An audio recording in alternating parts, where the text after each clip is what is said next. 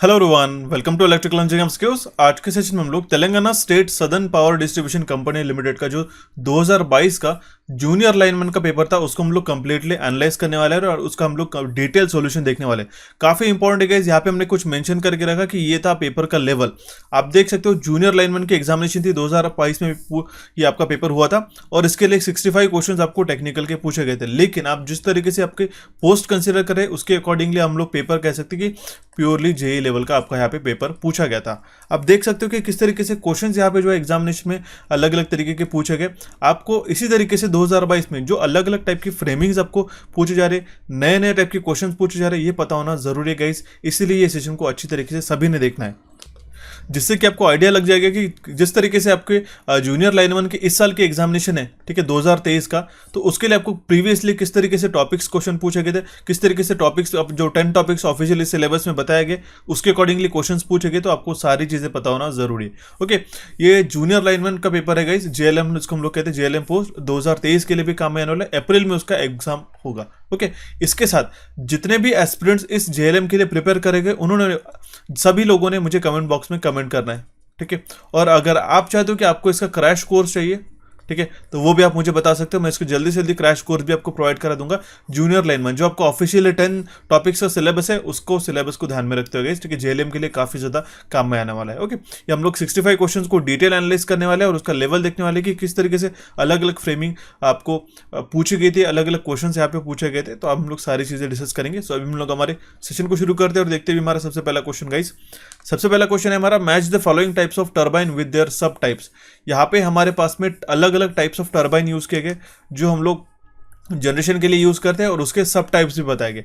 आपको अलग अलग टाइप की एनर्जीज पता होनी चाहिए, जैसे कि रिएक्शन एनर्जी होती है और इम्पल्स बेस्ड होती है। ओके, अब देखिए इम्पल्स और रिएक्शन के भी अलग अलग टाइप्स होते हैं। हमारा किस तरीके से फ्लो हो रहा है वाटर का, टेंजेंशियल है, रेडियल है या फिर एक्शियल है। ओके, टेंजेंशियल, रेडियल, एक्शियल, इस तरीके से फ्लो होता है। ये एनर्जी है हमारे पास बताई गई, रिएक्शन टर्बाइन और इम्पल्स टर्बाइन। ओके, अब रिएक्शन टर्बाइन के कौन से टाइप आते हैं ये आपको पता होना चाहिए। उसमें आता है फ्रांसिस टर्बाइन, लेकिन यहाँ पे फ्रांसिस टर्बाइन है क्या ऑप्शन में? करेक्ट। ओके, फर्स्ट का ऑप्शन ए हमारा हम लोग मार्कअप कर सकते हैं। अभी आपको मैं करेक्ट आंसर मार्क नहीं करूंगा, नहीं तो आप directly B option B mark करके आगे मूव ऑन करेगा, ऐसा नहीं करना है गाइस, ठीक है। फ्रांसिस होता है रिएक्शन टर्बाइन का हमारा, और दूसरा होता है प्रोपेलर या फिर कापलाइन। ओके, तो प्रोपेलर भी है हमारे पास में ऑप्शन में और कापलाइन भी है हमारे पास ऑप्शन में। ओके, तो हमारे पास ऑप्शन में एक से रिलेटेड जो है वो 1 है, 3 है, 4 है, ठीक है। वो 1 देखिए 1 है, ये ऑप्शन बी भी आ सकता है और ऑप्शन डी भी आ सकता है। 2 जो है हमारे ऑप्शन ए और ऑप्शन जो सी है एलिमिनेट हो जाएगा, ये ऑप्शन में नहीं आएगी। करेक्ट। अब देखिएगा इस यहाँ पे जो है हमारे पास में अभी हम लोग इम्पल्स टर्बाइन की बात करते हैं। इम्पल्स टर्बाइन में आता है Pelton wheel. Okay, impulse turbine में आता है पेल्टन व्हील, तो हम लोग डायरेक्टली इसको मार्कअप करते हैं। तो जो बी का 2 है, ओके, बी का 2 हमारे पास ऑप्शन में कौन से गिवन है गाइस? ये है हमारे पास। ओके, ये ऑप्शन डी में बताया गया। अब यहाँ पे बी का हमारे पास ऑप्शन 3 में मेंशन कर किया गया, इसलिए हमारा ये भी ऑप्शन गलत हो जाएगा और हमारा करेक्ट आंसर रहेगा ऑप्शन डी। अब देखिए मैं क्वेश्चन को फ्रेम अप करके समझा देता कि ऐसा क्यों किया उन्होंने कि ऑप्शन में डायरेक्टली ये जो A-1 भी दिया है और यहाँ पे भी हमारे पास ऑप्शन में बताया गया, हालांकि ये भी ऑप्शन ए के लिए करेक्ट है लेकिन यहाँ पे बी के लिए इनकरेक्ट है। काफी सारे एस्पिरेंट क्या करते हैं जल्दबाजी में, जो है जल्दबाजी में इसी तरीके से ऑप्शन ए और 4 आप मार्क करोगे, और क्योंकि आपको पता होगा रिएक्शन टर्बाइन का एक हमारा जो टाइप है, ओके, वो हमारा फ्रांसिस भी आता है, प्रोपेलर भी आता है और कापलाइन भी आता है, ठीक है। तो फ्रांसिस हमने मार्क कर दिया, ये करेक्ट हो गया, हम लोग आगे बढ़ गए और यही भी हमारी गलती हो जाती है। आपको सारे ऑप्शंस एक बार क्विकली चेक कर लेने होंगे। ओके, इसका करेक्ट आंसर आ जाएगा हमारा ऑप्शन डी। आई होप आपके क्वेश्चन समझ में होगा। देखिए रिएक्शन टाइप के जो होते हैं, ठीक है, रिएक्शन के जो टाइप्स होते हैं वो होते हैं हमारे पास में Francis turbine, okay, propeller turbine और कापलाइन टर्बाइन। उसके भी हेड्स होते हैं गाइस। कापलाइन टर्बाइन का जो हेड होता है वो लो रहता है, ओके, ये आपको पता होना चाहिए।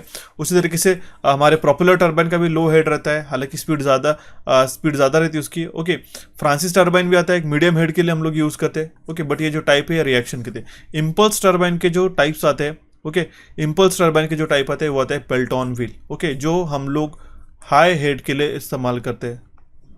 ये बात आपको ध्यान में रखना होगा। Okay, you need to remember that the Pelton wheel is used for a impulse, basically a Pelton wheel is a sub type of a impulse turbine. Okay, I hope आपके टेबल समझ में आएगा। इंपॉर्टेंट है, आपको आने वाले समय में भी इस तरीके से मैच द पेयर के फॉर्म में क्वेश्चन बन सकता है, सभी लोगों ने अच्छी तरीके से देखना होगा। ओके, नेक्स्ट क्वेश्चन आता है हमारे पास में, द क्रिटिकल वैल्यू ऑफ के of a nuclear reactor should be what.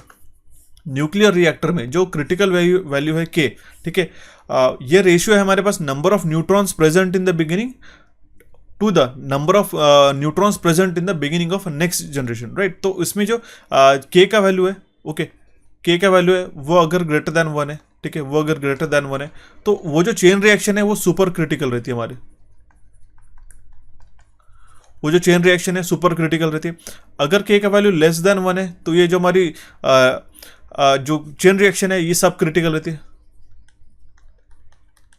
Okay. और अगर हमारा के का वैल्यू 1 आता है तो उस केस में जो चेन रिएक्शन है, ठीक है, वो हमारी क्रिटिकल है और उसका जो न्यूट्रॉन का प्रोपल्शन है वो हमारा कांस्टेंट रहता है, ठीक है, ये हमारी क्रिटिकल रहता है इस केस में। ये तीनों भी चीजें आपको ध्यान में रखना होगा। तो हमारा ऑप्शन कौन सा करेक्ट हो जाएगा, option C, which is equal to 1 at both starting and normal condition. The critical value of K for a nuclear reactor it should be equal to 1 at both starting and normal condition. ये आपको चीजें पता होनी चाहिए। साथ ही साथ आपको nuclear reactor में जो अलग अलग टाइप के हमारे पास कंपोनेंट होते हैं, जैसे कि हमारे पास कूलेंट हो गया या फिर मॉडरेटर हो गया, कंट्रोल रॉड, ये किसके बनाए जाते हैं, जैसे आपको पता होगा कैडमियम के हम लोग कंट्रोल रॉड रहता है, ठीक है, हेवी वाटर हम लोग एज ए मॉडरेटर करके यूज करते हैं। तो ये इस तरीके से जो आपको क्वेश्चंस बनते हैं ये आपको पता होना जरूरी है as compare to the nuclear reactor, right. तो ऑप्शन सी इसका करेक्ट आंसर आ जाएगा। नेक्स्ट क्वेश्चन है हमारे पास में एबीसीडी कांस्टेंट के बारे में पूछा गया। शॉर्ट ट्रांसमिशन लाइन के लिए एबीसीडी कांस्टेंट क्या होते हैं, ये मैंने ऑलरेडी आपको पढ़ा दिया गया इस कोर्स के अंदर भी। एबीसीडी कांस्टेंट जो होते हैं शॉर्ट ट्रांसमिशन के लिए वो होते हैं 1 Z 0 and 1। इसको अगर हम लोग कंपेयर करते हैं ए बी सी डी के साथ में मैट्रिक्स में, तो हमारे पास ए इक्वल्स टू क्या आया, ए और डी। ए और डी जो है हमारे पास में इक्वल है 1 1, ओके। ए और डी हमारे पास में 1 है। जो हमारा बी है वो है Z, B will be equals to Z and C will be equals to 0, okay. Option B इसका करेक्ट आंसर आ जाएगा। सिंपल सा क्वेश्चन है। नेक्स्ट क्वेश्चन है हमारे पास में 4 सप्लाई सिस्टम्स हमारे पास बताई गए, इसमें से हमें करेक्ट कॉम्बिनेशन पता करना है बैलेंस्ड और अनबैलेंस्ड सिस्टम का। अब देखिए बैलेंस्ड और अनबैलेंस्ड सिस्टम कब रहते हैं हमारे पास। बैलेंस सिस्टम हम लोग जब कहेंगे कि उसके फेजेज जो है, उसका फेज मैग्नीट्यूड जो है वो हमारा इक्वल रहे, राइट। और उसका जो डिस्प्लेसमेंट है वो हमारा 120 डिग्री रहे तीनों भी फेजेस में। 3 फेज की अगर हम लोग बात करते हैं तो इस केस में जो डिस्प्लेसमेंट होना चाहिए हमारा वो हमारा 120 डिग्री का डिस्प्लेसमेंट होना चाहिए तीनों भी फेजेस में। उसका मैग्नीट्यूड भी इक्वल होना चाहिए, ठीक है। ये 120 डिग्री फेज डिस्प्लेसमेंट 120, ये हो गया हमारे पास 120 और ये हमारे 120। अगर ये कंडीशन है तो हम लोग कहेंगे कि हमारा जो सिस्टम है बैलेंस्ड है। हम लोग इस केस में मैग्नीट्यूड देख लेते हैं। सबसे पहले ऑप्शन में क्या है, VAB will be equals to 400 sin omega T, VBC equals to 400 sin omega T minus 120 and VCA will be equals to 410। अब देखिए दोनों के जो मैक्सिमम वैल्यूज है वो सेम है दो फेजेस के, लेकिन थर्ड फेज के हमारे पास ऑप्शन में बताया गया कि हमारे पास 410। तो ये हमारा सिस्टम कौन सा हुआ, अनबैलेंस सिस्टम, करेक्ट। नेक्स्ट है हमारे पास में 400 sin omega T, 400 sin omega T minus 125। अब देखिए यहाँ पे जो फेज डिस्प्लेसमेंट है यहाँ पे तो सही था, हालांकि 0 माइनस 120 माइनस 40, ठीक है। यहाँ से अगर हम लोग 0 कंसिडर करते थे यहाँ तक हमारा जाएगा माइनस 120 माइनस 240 और देन हमारे पास 0 अगेन, तो ये करेक्ट था। लेकिन यहाँ पे मैग्नीट्यूड सेम नहीं, तो ये भी हमारा अनबैलेंस सिस्टम हो गया। नेक्स्ट कंडीशन में हमारे पास में माइनस 125 डिग्री से माइनस 125 डिग्री है डिस्प्लेसमेंट है, ठीक है। तो ये भी हमारा अनबैलेंस सिस्टम हो गया। थर्ड अगर हम लोग बात करते हैं जो ऑप्शन है हमारे पास फेज का 400 sin omega T, VBC equals to 400 sin omega T minus 120 degree and VCA will be to 400 sin omega T plus 120 degree. ये भी हमारा एक जो है बैलेंस सिस्टम हम लोग कह सकते हैं, करेक्ट। ये हमारा बैलेंस सिस्टम है। And next one is 400 sin omega T, VBC equals to 400 sin omega T minus 120 and VCA will be equals to 400 sin omega T minus 240। ये हमारा बैलेंस्ड है, ठीक है। ये जो है हमारा अनबैलेंस सिस्टम है गाइस, ठीक है। ये हमारा अनबैलेंस रहेगा, क्यों,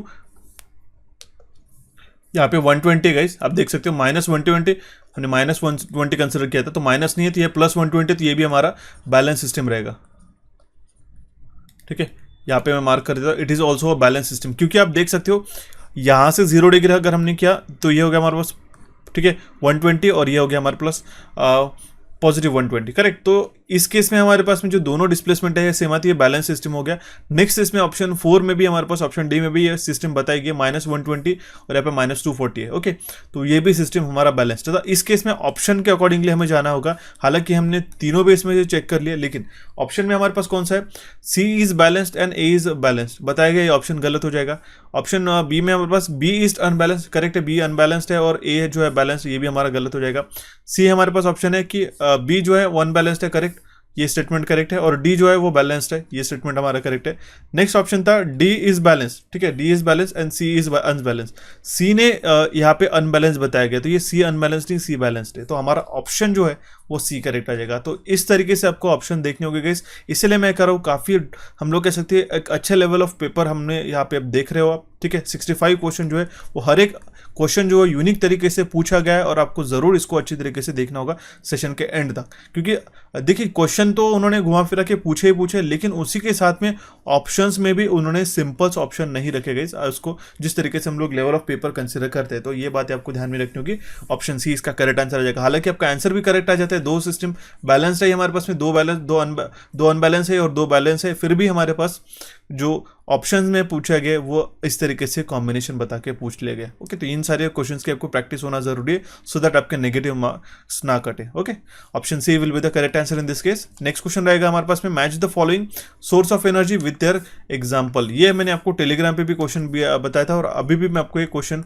एज होमवर्क की तरह दे रहा हूँ, आप मुझे इसका करेक्ट आंसर कमेंट बॉक्स में कमेंट कीजिएगा। इसके बाद का भी क्वेश्चन जो है आपको मैं कमेंट बॉक्स में कमेंट करने वाला हूँ, काफ़ी सिंपल है। यहाँ पे conventional, non conventional, renewable source of energy है, विंड, टाइडल, न्यूक्लियर और हाइड्रो हमारे पास में इसके टाइप्स है, तो आपको इसका मैच द पेयर करना है। इन 4 ऑप्शन में से करेक्ट आंसर हमें कमेंट करना है। नेक्स्ट क्वेश्चन भी एज अ होमवर्क के लिए गाइस काफ़ी सिंपल है। अब देखिए होमवर्क के लिए क्यों दे रहा हूँ मैं, ठीक है, होमवर्क के लिए क्यों दे रहा हूँ, इसका काफ़ी सिंपल सा formula E is equal to N d∅dt। तो इस केस में जो हमारे पास यहाँ पे एवरेज EMF इंड्यूस्ड होता है कॉइल में, दो ही ऑप्शन में से काफ़ी सारे लोगों ने सिलेक्ट किया, एक तो ऑप्शन ए, एक तो ऑप्शन डी। तो आप मुझे बताइएगा इसका करेक्ट आंसर कौन सा होगा, ऑप्शन ए होगा या फिर ऑप्शन डी होगा, जरूर कमेंट बॉक्स में कमेंट कीजिएगा विथ जस्टिफिकेशन, ठीक है। सिंपल सा आपको टास्क दे रहा हूँ, क्यों ऐसा ऑप्शन ए करेक्ट है या फिर ऑप्शन डी करेक्ट है, दोनों में से कौन सा करेक्ट है, ये आप मुझे जरूर कमेंट बॉक्स में कमेंट कीजिएगा। क्योंकि एज अ होमवर्क करके हमने ये पूछा था, काफ़ी सारे एस्पिरेंट्स ने इसका ऑप्शन ए भी मार्क किया था और ऑप्शन डी भी मार्क किया था। डेफिनेटली इसको अटेम्प्ट कीजिएगा। बढ़ते भी हमारे नेक्स्ट क्वेश्चन की ओर गए। क्वेश्चन क्या है हमारे पास, इन अ फ्री स्पेस में पूछा गया relation between magnetic flux density B and magnetizing force H। Magnetizing force H is represented by H and flux density is represented by B, right. अब देखिए म्यू जो होता है, it is a ratio of magnetizing flux density, magnetic flux density divide by magnetizing force H। Okay, अब इस case में जो हमने देख लिया मैग्नेटिक फ्लक्स डेंसिटी और मैग्नेटाइजिंग फोर्स, ओके, म्यू क्या होता है, म्यू होता है हमारे पास मैग्नेटिक परमेबिलिटी। मैग्नेटिक परमेबिलिटी अभी हमारे पास फ्री स्पेस बताया गया, तो इसका जो म्यू जीरो का वैल्यू होता है, ठीक है, वो होता है 4 पाई इंटू 10⁻⁻⁻⁷, ओके, -7 हेनरी पर मीटर, ये होता है इसका यूनिट। तो हमारे पास ऑप्शन में कौन से थे, ओके, ये हमारा कौन सा था, ऑप्शन ए इसका करेक्ट आंसर जाएगा, mu zero will be equals to B/H, ठीक है। ये H/B तो हमारा ये गलत हो जाएगा, डी भी गलत हो जाएगा। यहाँ पे हमारे पास भी करेक्ट था, लेकिन यहाँ पे म्यू जीरो का वैल्यू जो है दोनों जगह सेम बताया गया, लेकिन यहाँ पे एक जगह -7 है, एक जगह +7 है, तो हमारा ऑप्शन ए इस क्वेश्चन का करेक्ट आंसर आ जाएगा। काफी सिंपल सा क्वेश्चन था, एक क्वेश्चन में उन्होंने दो कॉन्सेप्ट को इनकॉर्पोरेट करने की कोशिश की है। Option A will be the correct answer in this case. Next question is choose a false statement from the following magnetic material. यहाँ पे इसमें से 4 ऑप्शन में से कौन सा ऑप्शन गलत है, इनकरेक्ट है, हमें पूछा गया है। तो देखिए गाइस, इसका करेक्ट इनकरेक्ट स्टेटमेंट क्या हो जाएगा, निकेल इज अ फेरोमैग्नेटिक बताया गया है और cobalt is a paramagnetic. Okay, देखिएगा, हालांकि निकेल इज अ फेरोमैग्नेटिक ये स्टेटमेंट करेक्ट है, but cobalt is a paramagnetic ये स्टेटमेंट हमारा गलत हो जाएगा, क्योंकि cobalt is also a ferromagnetic. Option C इसका करेक्ट आंसर आ जाएगा। इसी के साथ आपको फेरोमैग्नेटिक, पैरामैग्नेटिक और डायमैग्नेटिक का जो परमेबिलिटी रहता है वो आपको पता होना चाहिए। जो म्यू का वैल्यू होता है वो हम लोग डेफिनेटली इसको अच्छी तरीके से पढ़ेंगे गाइस, यहाँ ऑलरेडी कि हम लोग पढ़ चुके। लेकिन जैसे कि मैंने अगर आपको बताया, जो JLM के लिए प्रिपेयर करना चाहते हैं नेक्स्ट मंथ के लिए, जो अप्रैल में एग्जामिनेशन है आपका, तो अगर आप डेडिकेटेड कोर्स चाहते हो कि और आप चाहते हो कि सिलेबस की जो 10 टॉपिक है आपको मैं प्रिपेयर करा दूँ जल्दी से जल्दी और अच्छी तरीके से, तो ज़रूर मुझे कमेंट बॉक्स में कमेंट कीजिएगा। जितने लोग आप इंटरेस्टेड रहोगे उसके लिए अकॉर्डिंग हम सेशंस ले लेंगे, या फिर हम लोग उसके लिए सेपरेट कोर्स प्रोवाइड करा देंगे, ठीक है। नेक्स्ट क्वेश्चन की ओर बढ़ते गए, हमारे पास में मैग्नेटिक और इलेक्ट्रिकल सर्किट के एनालॉजी के ऊपर क्वेश्चन पूछा गया, हमें मैच द पेयर के फॉर्म में क्वेश्चन बन रहा है यहाँ पे। ओके देखिएगा यहाँ पे क्या बताया गया, एक साइड में मैग्नेटिक पैरामीटर्स है विथ इलेक्ट्रिकल पैरामीटर्स के साथ मैच करना है। रिलेक्टिविटी, मैं आपको दो कॉन्सेप्ट बता देता हूँ। ये हमारा इलेक्ट्रिक सर्किट, ये हमारा वोल्टेज सोर्स, ये सर्किट हो गया कंप्लीट, ठीक है। यहाँ पे वोल्टेज है, ठीक है, या फिर कह सकते ईएमएफ, ओके। ये होता है इसका रेजिस्टेंस और ये हमारा फ्लो हो रहा है करंट। उसी तरीके से हमारे पास मैग्नेटिक सर्किट हैं, हम लोग यहाँ पे एक साइड ड्रॉ कर लेते हैं, एक कोर ड्रॉ कर लेते guys, it is a core, ये वाइंडिंग होगी, ये एसी सोर्स हमने यहाँ पे लगा दिया। यहाँ पे जो फ्लो हो रहा है, जिस तरीके से यहाँ पे करंट फ्लो होता है, यहाँ पे फ्लो हो रहा है फ्लक्सेस, ठीक है। ये हो गया इसका मैग्नेटिक पाथ, ओके। इसमें से जो फ्लक्सेस फ्लो हो रहा है वो है हमारे पास फ्लक्सेस, ठीक है। अब देखिएगा मैं आपको एनालॉजी बताता हूँ, जिस तरीके से करंट को अपोज करने वाला ये रेजिस्टेंस है, उसी तरीके से जो हमारे पास में ये फ्लक्सेस को अपोज करने वाला, उसको हम लोग कहते हैं रिलक्टेंस, ओके। तो जो रिलेक्टिविटी और रिलक्टेंस ये सेम है। प्रॉपर्टी मतलब क्या है, रिलेक्टिविटी है, और प्रॉपर उसका जो इनहेरेंट जो नेचर है वो है हमारा रिलक्टेंस। मतलब क्या है कि जैसे कि रेजिस्टेंस रहता है हमारा, किसके एनालॉग्स होगा, ये रिलक्टेंस के, ठीक है। जिस तरीके से करंट को अपोज करता है रेजिस्टेंस, उसी तरीके से मैग्नेटिक फ्लक्सेस को, ठीक है, जो मैग्नेटिक फ्लक्सेस होते हैं उसको अपोज करता है रिलक्टेंस। तो ये हमारा एनालॉगस हो गया। नेक्स्ट थिंग इज हमारे पास में रिलेक्टिविटी है, तो जिस तरीके से कंडक्टिविटी रहते हैं, कंडक्टिविटी बताते हैं कितने इजीली हमारा करंट फ्लो हो रहा है, उसी तरीके से रिलेक्टिविटी जो कंडक्टिविटी हमारे पास में यहाँ पे परमेबिलिटी रहते हैं, वो हमें बताती है कि कितना इजीली हमारे फ्लक्सेस फ्लो हो रहे हैं, करेक्ट, कितने इजीली हमारे फ्लक्सेस इस पाथ से फ्लो हो रहे हैं, राइट गाइस। तो अब देखिएगा, तो जो रिलेक्टिविटी है it is analogous to conductivity, कितना इजीली हमारा करंट फ्लो हो रहा है। तो ये हमारा मैच हो गया, रिलक्टेंस रेजिस्टेंस के साथ मैच हो गया। रिलेक्टिविटी दैट मीन्स कितना अपोज हो रहा है फ्लक्सेस को फ्लो होने के लिए, वो किसके एनालॉगस है, कितना रेजिस्टिविटी है, तो ये रेजिस्टिविटी के एनालॉगस हो गया। परमियंस मतलब कितना जो हमारी उसकी जो इनहेरेंट प्रॉपर्टी है, जिससे मैंने आपको बताया easiness of flow of fluxes, तो ये हो गया हमारे पास एनालॉगस टू कंडक्टेंस। तो हमारा करेक्ट आंसर है ऑप्शन बी। सिंपल सा क्वेश्चन था। बढ़ते अभी हमारे नेक्स्ट क्वेश्चन की ओर। So the next question is check the KVL equations for the following circuit. यहाँ पे हमारे पास सर्किट बताया गया है, इसका KVL equation Kirchhoff's voltage law equation हमें ड्रॉ करना है, ठीक है, जो हमें लिखना है, ओके। इसके लिए काफी सिंपल है, इसके लिए हम लोग नोटेशंस दे देंगे, उसके साइन कन्वेंशन हमें इंपॉर्टेंट है। अब देखिए फर्स्ट जो हमारा लूप है, ठीक है, ये जो हमारा फर्स्ट इनर लूप है, ये हो गया हमारे पास फर्स्ट करंट का I1 के लिए। नेक्स्ट हमारे पास में ये हमारा सेकंड लूप, इसके लिए फर्स्ट अगर हम लोग कंडीशन मान लेते हैं तो ये हमारा माइनस प्लस हो जाएगा, ठीक है, ये माइनस प्लस, देन हम लोग इसको प्लस असाइन करेंगे, ये हो गया माइनस। इस केस में हमारे पास यहाँ पे आएगा प्लस, ये हो जाएगा माइनस, ये हमारे पास प्लस माइनस। अगर हम लोग कन्वेंशन जो है, साइन कन्वेंशन जो है, वो एक तो एंटरिंग लेते हैं, लिविंग लेते हैं, उसके ऊपर हमारा इक्वेशन बनता है। तो इस केस में हम लोग जो फर्स्ट कंडीशन है वो हम लोग यहाँ पे सेकंड का कन्वेंशन ले लेते हैं, ठीक है, लिविंग, ये माइनस हो जाएगा। इस केस में हमारे पास में यहाँ पे आ जाएगा माइनस I3 और यहाँ पे आ जाएगा हमारे पास माइनस V3, ओके। तो फर्स्ट कंडीशन क्या है, अगर हमने प्लस V1 ले लिया, plus V1 minus I1 into R1, या माइनस ये हमने सेकंड नोट ले लिया, उसका साइन ले लिया, minus I1 into R1, right. तो हमारे पास minus I3 into R3, minus I3 into R3, okay. अब यहाँ पे साइन कन्वेंशन क्या है, नेगेटिव है, minus V3 will be equals to 0। इसको हम लोग किस तरीके से लिखेंगे guys, V1 minus V3 will be equals to I1 into R1 plus I3 into R3। ये तो हो गया हमारा फर्स्ट इक्वेशन। अब हम लोग नेक्स्ट इक्वेशन के लिए हम लोग यहाँ पे साइन कन्वेंशन चेंज कर देंगे, ओके। मैं आपको बता देता हूँ, ओके, ये प्लस हो गया। अब इस केस में let's change the colour, right.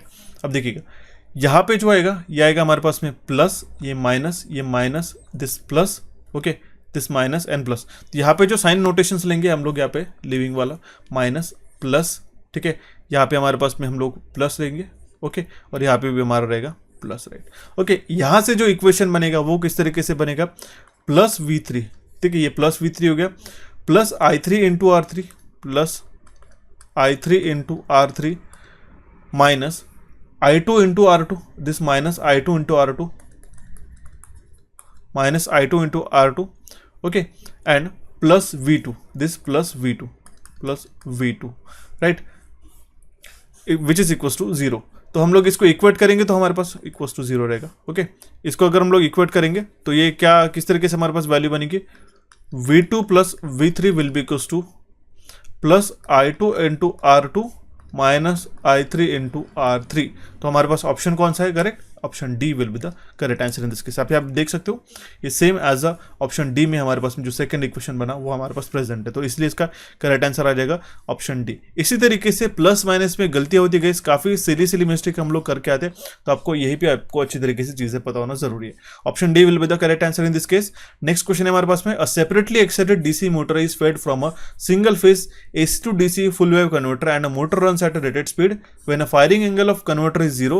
To reduce the speed of a drive to half the rated speed, the firing angle should be, ठीक है, फायरिंग एंगल कितना होना चाहिए, तो उस केस में हमारा फायरिंग एंगल 60 डिग्री होना चाहिए। ओके, अब देखिएगा आउटपुट जो है सिंगल फेज रेक्टिफायर का वो क्या रहता है हमारा, V naught average will be equals to twice VM by pi cos of alpha, ठीक है, कॉस ऑफ अल्फा। ओके, जब हमारा कॉस अल्फा जो है, कॉस अल्फा जो है हमारा 0 डिग्री रहेगा, और एन जो देखिए पहली स्पीड की थी हमारे पास, ठीक है, फर्स्ट N1 का स्पीड कितना था, रेटेड स्पीड, ठीक है, फर्स्ट कंडीशन में हमारी स्पीड कितनी थी, रेटेड स्पीड। अब नेक्स्ट कंडीशन में अगर हम लोग यहाँ पे वैल्यू सब्स्टिट्यूट करते कॉस 0 का, ठीक है, तो ये हमारे पास जो वैल्यू आएगा 2VM by pi V naught average का, ये फर्स्ट कंडीशन के लिए बात आ गई।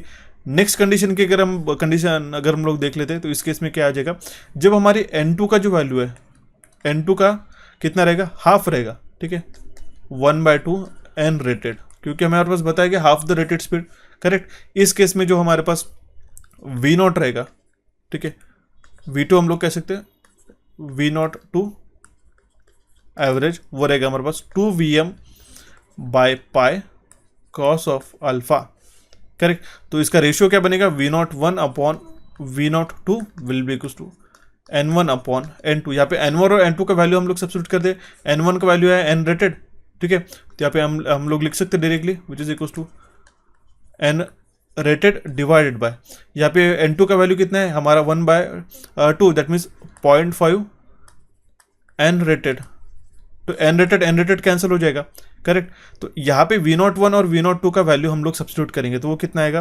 Twice VM multiplied by pi divided by pi into twice VM multiplied by cos alpha. Okay, तो यहाँ पे जो कॉस अल्फा का वैल्यू निकल के आता है वो आता है हमारे पास 0.5, और जिसके अल्फा का जो वैल्यू आता है वो आता है हमारे पास 60 डिग्री। ये इसका एग्जैक्ट हमारा सॉल्यूशन हो जाएगा। इस केस में आप देखिएगा इस यहाँ पे हमारा फायरिंग एंगल डिसाइड करता है जो हमारे पास सिलिकॉन कंट्रोल रेक्टिफायर रहता है।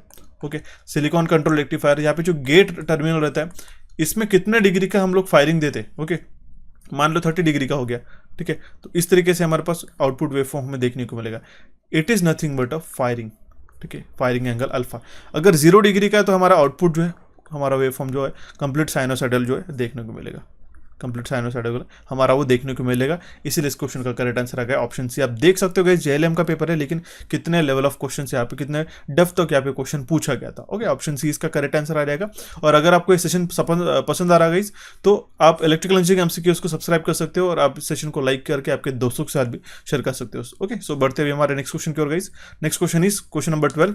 इन a moving iron type voltmeter the marking on the scale is what. अब देखिए कि ये क्वेश्चन भी काफी इंटरेस्टिंग है। काफी सारे लोग जो है सिंपली इसका करेक्ट आंसर मार्क कर देते हैं कि हमारा जो मूविंग आयन वोल्ट मीटर है या फिर मूविंग आयन इंस्ट्रूमेंट्स है उसकी जो स्केल रहती है वो रहती है हमारे पास नॉन लीनियर।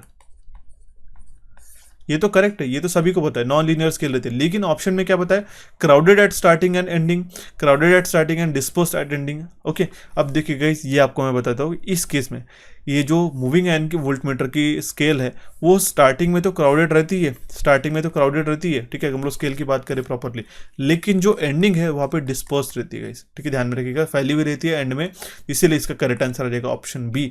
ऑप्शन ए ही मार्क करके मत आ जाना crowded at starting and ending, क्योंकि नॉन लीनियर स्केल है मूविंग आयन वोल्ट मीटर का, ये जो हमने पढ़ा है, ठीक है, तो उसके अकॉर्डिंगली हमारे पास स्केल स्टार्टिंग और एंडिंग दोनों में आपको पता होना जरूरी है। तो ऑप्शन बी इसका करेक्ट आंसर जाएगा। थोड़ा सा यूनिक क्वेश्चन हमें लगा, जरूर अच्छी तरीके से सबको प्रिपेयर करना होगा, 2023 में भी पूछा जा सकता है।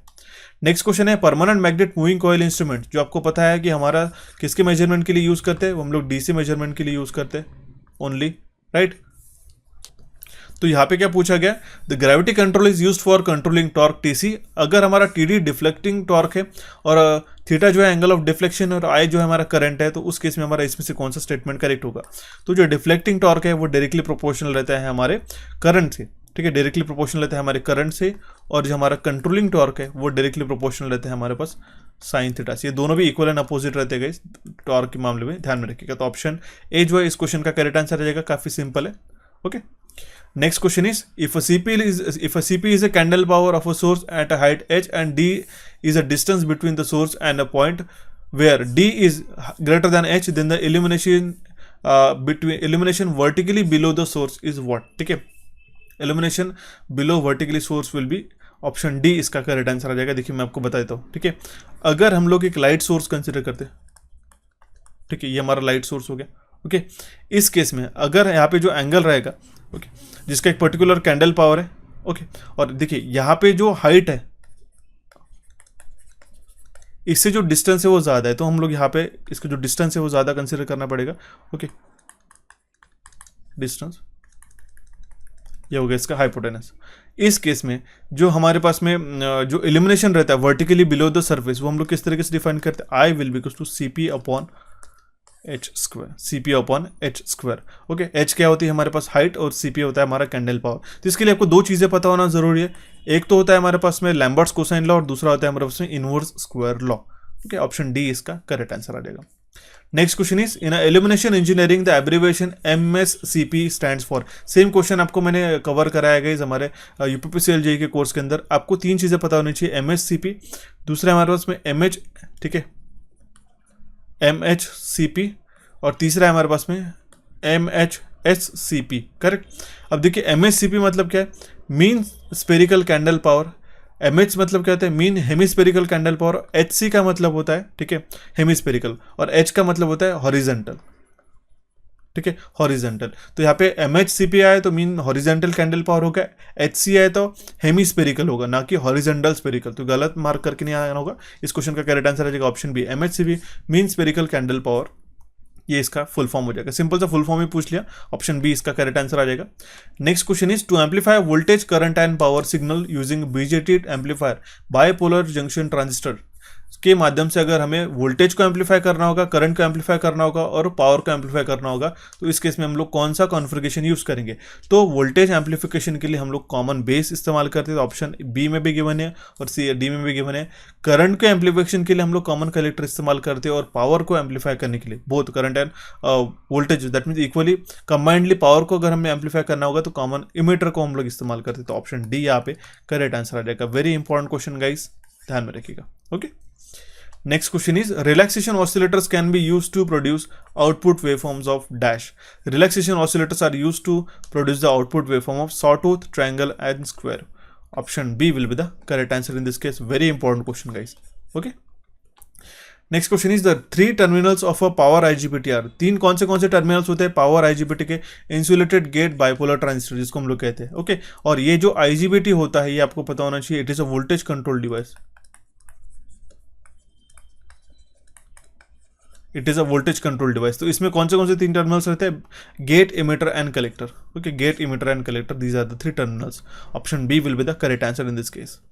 Next question is which of the following is not a correct. इसमें से कौन सा स्टेटमेंट करेक्ट नहीं है। पहला स्टेटमेंट है the lines of the electric lines of force starts from positive charge and and at the negative charge. Statement correct है। The electric lines of force of a same polarity repel each other and opposite polarity attract each other। Correct, opposite attracts और same polarity repel करते हैं electric lines of force। It always enters or leave a conducting body at a right angle। ये भी statement correct है। और यहाँ पे हमारे पास बताया गया it always intersect each other, नहीं ये इंटरसेक्ट नहीं करते एक दूसरे को, इसलिए हमारा ऑप्शन डी जो है इनकरेक्ट स्टेटमेंट हो जाएगा, not correct. Option D will be the correct answer in this case. ठीक है, सिंपल सा क्वेश्चन था। Next question is 10 cell each of a 1.55 volt EMF and 0.2 ohms internal resistance are connected in a parallel। अब देखिएगा simple सा question था। ठीक है, ये हमारा सेल हो गया, इसका इंटरनल रेजिस्टेंस हो गया। ठीक है, दूसरा आ गया हमारे पास सेल आ गया, इसका इंटरनल रेजिस्टेंस हो गया। ऐसे जो है मतलब 10 हमारे पास सेल हमने कनेक्ट करके रखे। ठीक है, ऐसे हमने 10 सेल कनेक्ट करके रखे और इसको जो है लोड रेजिस्टेंस हमने कनेक्ट करके रखा है गाइस। ओके इसको हम लोग लोड रेजिस्टेंस कैलकुलेट करके रखा है 3 ओम्स का। तो हमें इसका जो ईएमएफ बताया गया है वो 1.55 है, इसे मैं 1.55 इसका भी, और यहाँ पे भी 1.55 है। ओके और यहाँ पे इंटरनल रेजिस्टेंस है हमारे पास 0.2, यहाँ पे भी हमारे पास 0.2 और यहाँ पे भी हमारे पास 0.2 है गाइस। ओके अब देखिए यहाँ पे इस कंडीशन में जो है यहाँ पे हमें क्या पूछा गया है, the load current. Okay I will be what, simple है। अगर हम लोग यहाँ पे इसको V मान लेते इस नोड को, ओके यहाँ पे हो जाएगा हमारे पास में ग्राउंड नोड। इसको हम लोग डायरेक्टली केसीएल लगा के भी सॉल्व कर सकते हो। यहाँ पे कितना हो जाएगा, ये V यहाँ पे सप्लाई वोल्टेज है, मान लो नोडल वोल्टेज है V डिवाइड बाय 3 प्लस, अब देखिएगा यहाँ पे हमारा कितना हो जाएगा V माइनस, अगर हम लोग इस ब्रांच की कंसिडर करते तो इस तरीके से ग्राउंड कंसिडर करते तो V माइनस दिस 1.55 और इसके अक्रॉस का रेजिस्टेंस कितना है हमारा 0.2, ओके 0.2। ओके और ऐसे कितने हैं हमारे पास में, ऐसे 10 ब्रांचेस है, तो इसको हम लोग 10 से मल्टीप्लाई करते हैं, correct, will be equals to 0। तो अब जाके हमारे पास में जो V का वैल्यू आता है इस केस में वो आता है हमारे पास 1.54, ये तो आ गया हमारे पास वोल्टेज। इस केस में हमें लोड करंट निकालना होगा। अगर हमारे पास वोल्टेज आ गया तो हम लोग करंट भी निकाल सकते हैं। Okay I will be equals to 1.54 divide by 3। Okay तो इस केस में जो हमारे पास करंट का वैल्यू आएगा वो आएगा हमारे पास 0.513 एम्पियर।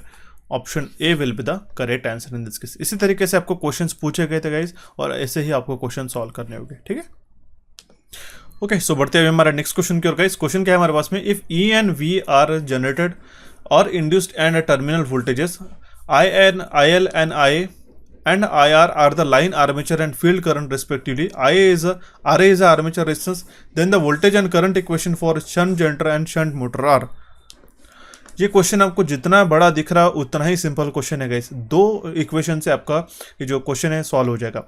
जनरेटर के लिए आपको पता होना चाहिए, जनरेटर के लिए जो हमारा इक्वेशन बनता है वो होता है EG will be equals to terminal voltage plus IA into RA। अब क्यों होता है, क्योंकि जो हमारा जनरेटेड EMF रहता है वो टर्मिनल पे भी जो हमारा डिलीवर होता है प्लस जो हमारा आर्मेचर में ड्रॉप होता है वो भी कंसिडर होता है। ये तो हो गया हमारा जनरेटर के लिए। अगर हम लोग मोटर की बात करते हैं तो इस केस में यहाँ पे उल्टा हो जाता है, EB will be equals to VT minus IA into RA। यहाँ पे माइनस साइन आ जाता है, या फिर हम लोग कह सकते हैं VT will be equals to EB plus IA into RA। इन दोनों इक्वेशन को अगर सॉल्व कर लेते तो काफ़ी सिंपल है। आप इन बाकी भी जो हमने यहाँ पे इक्वेशंस बना के रखे उसका आप आंसर करेक्ट मार्क कर पाओगे। अब देखिए यहाँ पे होता है हमारा पास आर्मेचर, ओके यहाँ पे होती है हमारे पास में फील्ड वाइंडिंग कनेक्टेड। ओके अगर हम लोग जनरेटर की बात करें तो जनरेटर जो है जो लोड है, लोड करंट वो सप्लाई करेंगे, तो इस केस में हमारे पास में यहाँ पे जनरेट करेगा वो अगर हमारा IA हो गया। ये हमारा फील्ड करंट कौन सा है, फील्ड करंट है हमारे पास में IA and IR line. Okay IL देखिए terminal voltage IL IA and IR are line armature and field current, तो IR जो है ये हमारा फील्ड करंट हो गया। तो IA विल भी क्या हो जाएगा, इस केस में जनरेटर के लिए बात कर रहा हूँ मैं, तो IA विल भी क्या हो जाएगा IL प्लस IR।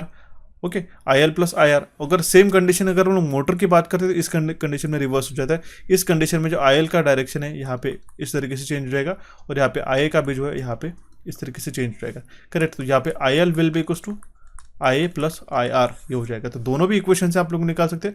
ऑप्शन जो है ए इस क्वेश्चन का इस केस में करेक्ट आंसर आ जाएगा, सिंपल सा है। V will be equals to E minus IA into RA। Shunt generator की बात करें तो E minus IA into RA, okay या फिर हम लोग निकाल सकते हैं V will be equals to E minus IA into RA। इसी इक्वेशन से IL क्या हो जाएगा IA minus IR। Okay IL will be equals to IA minus IR। इस इक्वेशन से हमने बना लिया।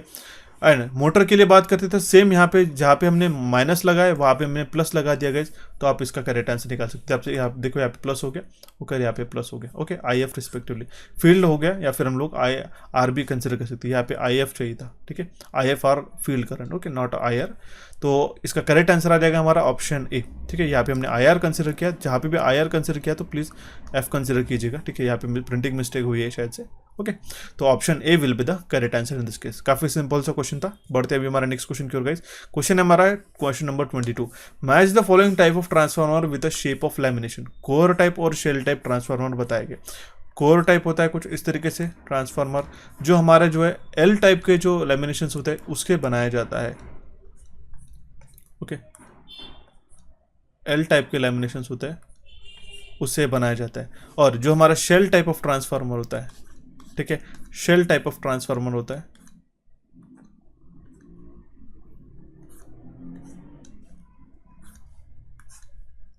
ओके,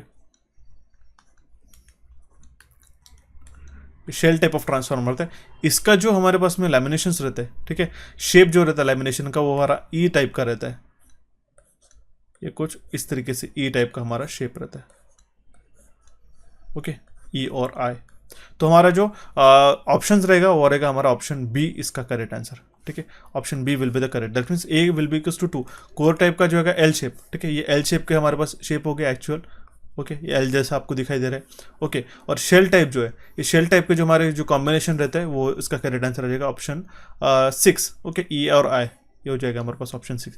ठीक है, ये ई जैसा दिखाई दे रहा है आपको और ये हो गया हमारे पास में आई। तो देखिए कितना सिंपल और फंडामेंटल क्वेश्चन था, लेकिन उन्होंने पूछने का तरीका उसको कितना कॉम्प्लिकेट कर दिया। उन्होंने टेबुलर फॉर्म में डाल दिया और यहाँ पे आपको अलग अलग ऑप्शन दे दिया ताकि आप कंफ्यूज हो सको। ठीक है, इस तरीके से ही क्वेश्चंस का सॉल्व करते वक्त, हालांकि आप सॉल्व कर लेते हो लेकिन इसमें आपका टाइम कंज्यूम होता है, तो ऐसे ही आपको प्रैक्टिस करना जरूरी है। ओके, ऑप्शन बी इसका करेक्ट आंसर आ जाएगा। नेक्स्ट क्वेश्चन है हमारे पास में, calculate the average induced EMF of a 50 hertz single phase transformer having a 450 primary turns and a maximum flux density of 0.06 weber. इसके लिए फॉर्मूला लगा पड़ता है आपको, इंड्यूस्ड ईएमएफ का E will be equals to 4.44 into F into 5m into N. Okay, ये होता है हमारे पास 4.44 इंटू एफ का वैल्यू कितना है 50 hertz frequency, maximum flux density कितना है हमारे पास, maximum not flux density. Okay, आप देख सकते हैं मैक्सिमम फ्लक्स डेंसिटी 5m का हमारे पास 0.06 है। एन स्पीड कितने है हमारे पास में 450। इस इक्वेशन को कंप्लीटली सॉल्व करने के बाद हमें जो आंसर मिलता है वो आता है हमारे पास 5994 volts. Okay, option B will be the correct answer in this case. ठीक है, सो बढ़ते हैं हमारा नेक्स्ट क्वेश्चन की ओर। क्वेश्चन नंबर है 24। 2 kV 20 kVA single phase transformer has a 400 turns in a primary and 50 turns in a secondary, calculate the primary and secondary current. Simple सा question है, इसके लिए आपको एक इक्वेशन पता होना चाहिए गाइस, वो होता है I1 by I2 will be equals to N2 by N1। Okay, तो यहाँ पे देखिए प्राइमरी करंट हमारा कितना हो जाएगा, उसके इसमें 20 kVA upon 2 kilo volt. Okay, यह आ जाएगा हमारे पास में 10 एम्पियर। Okay, 10 ampere. ओके, यहाँ पे हम लोग वैल्यू सब्स्टिट्यूट करेंगे 10। I2 का वैल्यू हम लोग यहाँ पे लिखेंगे I2 एज अ N2 का वैल्यू कितना है हमारे पास में, सेकेंडरी टर्न्स है 50 में, ठीक है 50, प्राइमरी टर्न्स है हमारे पास 400। I2 का वैल्यू जो आएगा वो आएगा 80। ओके, I1 का वैल्यू आया हमारे पास में 10 एम्पियर और I2 का वैल्यू आया हमारा 80। Option D will be the correct answer in this case. Simple सा क्वेश्चन था। Next question is, a single phase transformer has a transformation ratio of 0.2, find its turns ratio and a voltage ratio at the no load। देखिए दोनों भी चीज़ें अलग होती है, कैसे एक ही कंसिडर मत करना। Turns ratio and transformer voltage ratio हमें पूछा गया। ओके, के का वैल्यू हमारे पास बताया गया 0.2, transformation ratio 0.2। Okay, K will be equals to क्या होता है ट्रांसफॉर्मेशन, वो होता है पास ratio of N2 upon N1। It is ratio of N2 upon N1 which is also equals to क्या होता है हमारे पास E2 अपॉन E1, जो वैल्यू है हमारे पास 0.2। हमें क्या पूछा गया है, find its turns ratio, find its turns ratio और voltage ratio at the no load. अब देखिए A will be equals to क्या होता है वोल्टेज रेशियो 1 बाय के, विच इज इक्वल्स टू क्या हो जाएगा 1 बाय 0.2 विच इज 5। तो हमारा करेक्ट आंसर आ जाएगा ऑप्शन ए। ठीक है, जो हमारा टर्न्स रेशियो आया वो आया 5 और हमारा जो वोल्टेज रेशियो आया वो है हमारे पास 0.2। जो वोल्टेज रेशियो आया ये हमारा 0.2। Okay, option A will be the correct answer in this case. Next question is, in a filament lamp the radiation of energy from a heated body is proportional to. Filament lamp के अंदर जो radiation of energy रहती है heated body से वो किससे proportional रहती है, वो रहती है हमारे पास T1 raise to the power 4 minus T2 raise to the power 4, जहाँ पे T1 और T2 टेम्परेचर होते हैं और T1 और T2 जो है हमारा टेम्परेचर है हीटेड बॉडी के, और मीडियम जो है कोई भी हमारे मीडियम में हो सकता है। दैट मीन्स बोला क्या गया, the T1 and T2 are a temperature of heated body and medium in a degree Kelvin. Option D इसका करेक्ट आंसर हो जाता है। ठीक है, रेट ऑफ रेडिएशन के ऊपर क्वेश्चन था, एलिमिनेशन टॉपिक से ये हमारा क्वेश्चन बना था गाइस, लेकिन काफ़ी डेप्थ में ये क्वेश्चन पूछा गया। इसी तरीके से क्वेश्चन के आपको प्रैक्टिस होना जरूरी है। नेक्स्ट क्वेश्चन है हमारे पास में, match the following vapour gas with a colour in a electric discharge lamp. Electric discharge lamp में उसके अलग अलग आपको लैम्प्स बताए गए और उसके कलर्स के साथ आपको कलर कोडिंग मैच करना है। ओके, तो देखिएगा इसमें mercury vapour lamp at low pressure में जनरली मर्क्यूरी वेपर लैम्प का जो लाइट होता है वो हमारा ब्लूइश वाइट होता है। ओके, ब्लूइश वाइट, ये हमारा ब्राइट वाइट है, हमने ऑप्शन 3 को सिलेक्ट कर दिया था। ओके, नियॉन गैस का जो कलर रहता है वो हमारा पर्टिकुलरली जो देखने को मिलता है वो रेड कलर रहता है। ठीक है, it is of red colour. Okay, sodium vapour का जो लैंप रहता है, ठीक है, सोडियम वेपर का जो कलर हमें आउटपुट देखने को मिलता है वो हमारा येलो रहता है, आपको इनिशियली सभी को पता है। And mercury vapour high pressure पे उसका जो लाइट इमिट होता है वो होता है हमारा ब्लूइश ग्रीन, वो हमारा ब्लूइश ग्रीन रहता है। ओके, इसलिए इसका करेक्ट आंसर आ जाएगा ऑप्शन सी। सिंपल सा क्वेश्चन था, लेकिन आपको चारों भी लाइट्स के, चारों भी लैंप्स के हमारे कलर्स कोड पता होना जरूरी है, तब जाके इस क्वेश्चन का आप करेक्ट आंसर मार्क कर सकते थे। इंपॉर्टेंट क्वेश्चन है गाइस, जो आपको आने वाले जेईई के एग्जामिनेशन के लिए भी काम में आ सकता है। ठीक है, नेक्स्ट क्वेश्चन है, the wavelength of a visible radiant light energy lies in the range of. ठीक है, वेवलेंथ पूछा गया है, visible radiant energy, radiant light energy, उसका रेंज हमें पूछा गया है, तो होता है 4000 से लेके 7500 एंगस्ट्रॉम यूनिट। ठीक है, तो ये होता है विजिबल रेडिएंट लाइट एनर्जी का, इस रेंज में हमें लाइट जो है दिखाई देती है। ठीक है, इसलिए रेंज आपको ध्यान में रखना होगा, ऑप्शन बी इसका करेक्ट आंसर आ जाएगा। Next question is, the DC output of a single phase full wave rectifier is 100 volt with a resistive load. If one of the diode is open circuited, what are the average and peak output voltage. एक question में 2 question पूछे गए। Okay, तो output जो होता है हमारा full wave का V0, वो क्या रहता है twice VM by pi, full wave rectifier का। और अगर हम लोग single phase half wave rectifier का, अब क्यों, क्योंकि अगर एक डायोड जो है हमारा, ठीक है, ये हमारा ओपन सर्किट हो जाता है।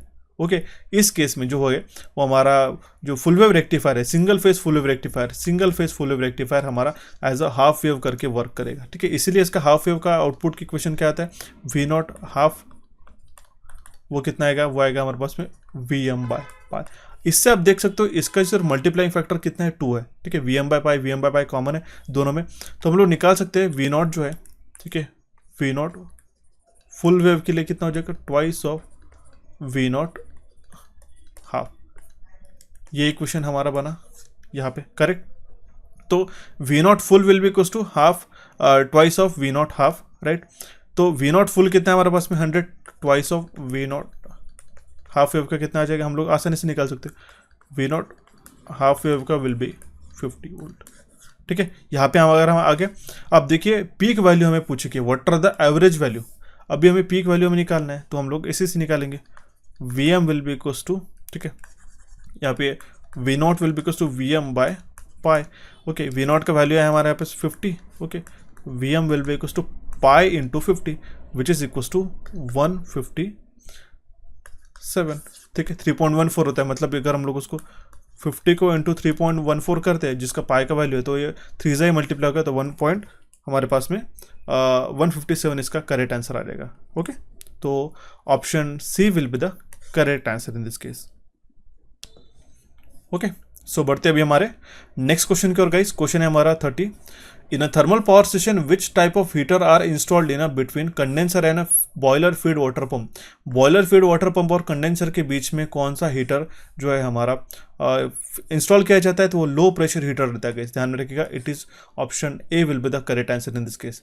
इंपॉर्टेंट क्वेश्चन है, आप देख सकते हैं यहाँ पे दोनों भी ऑप्शन है, हाई प्रेशर और लो प्रेशर, और यहाँ पे हमें काफ़ी ज़्यादा कंफ्यूजन हो सकती है। इसके लिए आपको जो है थर्मल पावर स्टेशन का जो ऑपरेटिंग चार्ट होता है, ठीक है, जो हमारा उसका स्कीमेटिक होता है, जहाँ पे हमारे पास में अलग अलग एयर प्री हीटर रहता है, इकोनोमाइजर रहता है, चिमनी रहती है, और हमारे पास में जनरेटर रहता है, पावर ट्रांसमिशन रहती है। इस केस में आपको ये चीज़ें पता होनी चाहिए कि कौन से, जैसे ऐश हैंडलिंग प्लांट हो गया, कोल सप्लाई प्लांट हो गया, वो आपको कंप्लीट उसका जो वर्किंग डायग्राम है, ठीक है, वो आपको पता होना ज़रूरी है। ओके, ऑप्शन ए इसका करेक्ट आंसर आ जाएगा, वो भी हम लोग अच्छी तरीके से सेपरेटली डिस्कस करेंगे। नेक्स्ट क्वेश्चन है, write down the current equation at the 3 nodes of the following circuit. यहाँ पे तीनों भी नोड्स के करंट इक्वेशन हमें ड्रॉ कर लेने होंगे। ओके, 3 नोड कौन से हमारे पास, 1, 2 एंड 3 इस नोड्स के इक्वेशन है।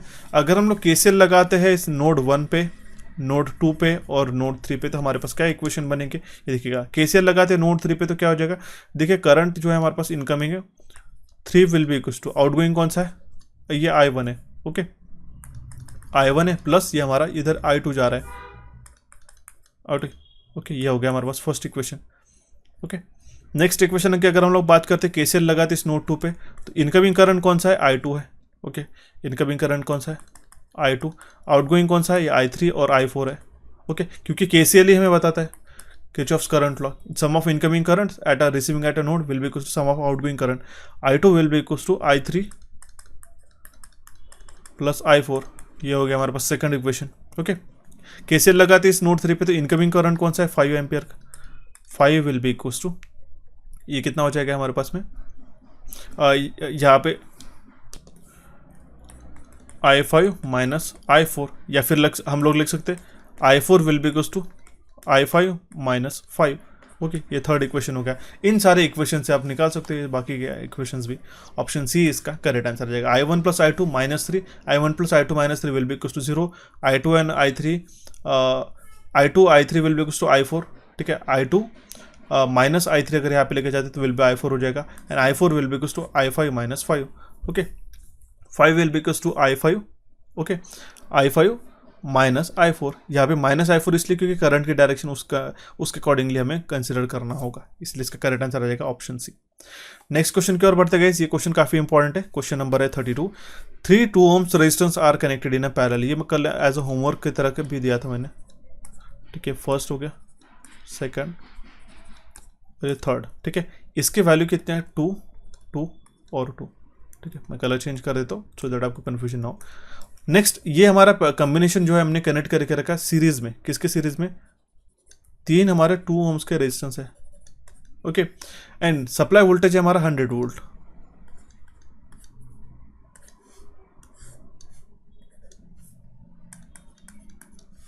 है। ओके, इसकी वैल्यूज हम लोग लिख लेते हैं। Let's take this purple colour, 2 2 2 2 2 2। Right, अब देखिएगा, आपको एक चीज मैंने बताई थी, अगर ये n नंबर ऑफ रेजिस्टेंस, जैसे 3 नंबर ऑफ रेजिस्टेंस पैरेलल में कनेक्टेड है, तो इसका इक्विवेलेंट जो है R इक्विवेलेंट कितना हो जाएगा, ये कंप्लीट कॉम्बिनेशन का, इसका इक्विवेलेंट हो जाएगा 2/3। ओके, ये इक्विवेलेंट हो गया। इस केस में अगर हमें इसका वोल्टेज निकालना होगा, ठीक है, इसका सीरीज में क्योंकि कनेक्टेड, इसका R इक्विवेलेंट हो गया हमारा, निकल गया। ओके, इसका अगर हमें वोल्टेज निकालना होगा तो हम लोग किस तरीके से निकालेंगे, देखिएगा गाइस, V2/3। ठीक है, इस 2/3 अगर हमने निकाल लिया, इसका R इक्विवेलेंट 2/3 ohms है। ठीक है, तो वोल्टेज निकालना है अक्रॉस दिस कंप्लीट कॉम्बिनेशन, क्योंकि जितना इसके अक्रॉस रहेगा उतना इसके अक्रॉस रहेगा, तो वो कितना हो जाएगा, वो हो जाएगा 100। टोटल सप्लाई वोल्टेज है 100, ये फॉर्मूला है गाइस वोल्टेज डिवीजन रूल का, डिवाइड बाय और मल्टीप्लाइड बाय जो हमारा रेजिस्टेंस के अक्रॉस हमें वोल्टेज निकालना होगा, वो हमें निकला होगा 2/3, डिवाइडेड बाय हमें टोटल रेजिस्टेंस करना होगा 2/3 प्लस ये हो जाएगा हमारे पास 6। इसका जो वैल्यू आता है V2/3 का, वो आएगा हमारे पास 10 वोल्ट। यही से हमारा क्वेश्चन सॉल्व हो जाता है। मतलब कि इसको एलिमिनेट करता है, इसके अक्रॉस में जो वोल्टेज आया यहाँ तक, वो आया हमारे पास 10 वोल्ट। अगर यहाँ पे 10 वोल्ट आया तो इतना वोल्टेज कितना आएगा गाइस, ठीक है, ये आएगा हमारे पास 90 वोल्ट, क्योंकि 100 minus 10 volt will be 90 volt. अब तीनों भी रेजिस्टेंस इक्वल है, तो तीनों भी रेजिस्टेंस के अक्रॉस में इक्वली डिस्ट्रीब्यूट होगा। ये आ जाएगा 30 30 और ये आएगा 30 हमारा। ओके, इसी का मतलब यहाँ जो हमें क्वेश्चन में पूछा गया, what are the voltage drop across single 2 ohms resistor. ठीक है, एक सिंगल 2 ohm रजिस्टर के अक्रॉस में जो पैरेलल में कनेक्टेड है, ठीक है, उसके अक्रॉस में वोल्टेज ड्रॉप रहेगा हमारा 10 वोल्ट। और single 2 ohm resistance in a series set, जो सीरीज में हमारे पास कनेक्टेड है, ये जो 2 ohms का है, ठीक है, ये 2 ohms का और ये 2 ohms का, उसके अक्रॉस में कितना वोल्टेज है, वो हमारे पास 30 वोल्ट। इसलिए इसका करेक्ट आंसर आ जाएगा ऑप्शन बी। देखिए कितना सिंपल सा क्वेश्चन हो के भी आप जेएलएम के लिए आप इतना आपको उन्होंने क्वेश्चन है डेप्थ में पूछ लिया, हालांकि आप नहीं बोलते हुए इसको सॉल्व करना ही पड़ता है। ओके गाइस, तो इस क्वेश्चन को आई होप आपने सभी ने समझ लिया होगा। ऑप्शन बी इसका करेक्ट आंसर आ जाएगा। नेक्स्ट क्वेश्चन है, 3 resistances in a figure A are given, find the corresponding resistance in a figure B. 3 resistance, ये हमने डेल्टा में कनेक्टेड है गाइस, ठीक है, these are connected in a delta. ये अगर हम लोग यहाँ पे इस तरीके से रिप्रेजेंट भी करते हैं, ये हो गया 2, ये हो गया दूसरा रेजिस्टेंस और ये हमारे पास तीसरा रेजिस्टेंस। ये 3 ohms का है और ये 4 ohms का। अब ये कनेक्टेड है हमारे डेल्टा फैशन में, तो हमें इसको किस में, स्टार में कन्वर्ट करना होगा, ठीक है, स्टार में कन्वर्ट करना होगा। ओके, तो स्टार में कन्वर्ट करने के लिए हम लोग देखिए, अगर ये R1 को अगर हम लोग निकालते तो ये हम लोग, ये मान लो R1 हो गया। ओके, कलर चेंज कर देते हैं हम लोग गाइस, R1 हो गया, ये होगा R2 और ये हो गया हमारा R3, ठीक है, R1 R2 R3, ठीक है। तो अगर हमें ये वैल्यू निकालनी होगी R1 का, ओके, वो किस तरीके से हो जाएगा, R1 will be equals to, देखिए यहाँ पे क्या है 2 इंटू 3, ओके, ये इसके एडजेसेंट में कितने हैं 2 इंटू 3 अपॉन इन तीनों के एडिशन, तीनों के एडिशन कितना हो जाएगा 2 + 3 + 4, 5 + 4 विल बी 9, ये कितना आ जाएगा 2 + 3 विल बी 6/9, मतलब इसका कितना आ जाएगा 2/3, करेक्ट। R1 का वैल्यू आ गया हमारे पास 2/3। ओके, हमारे पास ऑप्शन सी में और ऑप्शन डी में गिवन है, तो हम लोग ये दोनों ऑप्शन को एलिमिनेट करते तो हम लोग बाकी के आंसर्स को निकालते। ओके, अगर हमें इस R2 का वैल्यू निकालना होगा, R2 का, तो R2 के लिए हमारे पास क्या करना पड़ेगा 2 into 4 upon 2 + 3 + 4 which is 9। Okay, यहाँ पे आ जाएगा 8/9, R2 का वैल्यू आ गया 8/9, ठीक है, 8/9, ऑप्शन डी इसका करेक्ट आंसर हो जाएगा। हमें ऑप्शन डी का, ऑप्शन जो थर्ड ऑप्शन निकालने की भी ज़रूरत नहीं। Okay, option D will be the correct answer in this case. उसको भी आप हालांकि निकाल सकते हो, काफ़ी सिंपल। अगर ये R3 का भी वैल्यू निकालना होगा तो हमें इन दोनों को मल्टीप्लाई करना पड़ेगा। ये स्टार डेटा कन्वर्जन आपको पता होना जरूरी है। 3 इंटू 4 अपॉन 2 + 3 + 4 विच इज़ 9, तो यहाँ पे आ जाएगा 12/9, 3 3 ज़ा 3 4 ज़ा, वैल्यू कितना आया 4/3, ऑप्शन डी इसका क्वेश्चन आ गया, इसका करेक्ट आंसर आ गया। ओके, सिंपल सा क्वेश्चन था, आई होप आपने सभी ने सॉल्व कर लिया होगा।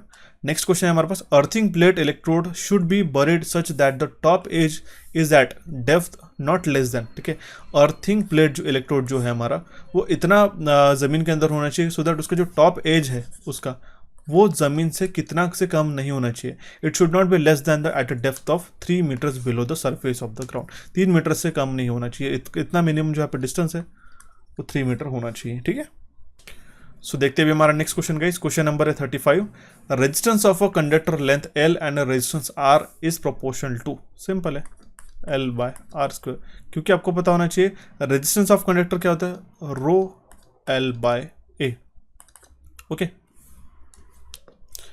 इसको हम लोग किस तरीके से लिखेंगे, ρL डिवाइड A को हम लोग क्या कहेंगे πr²।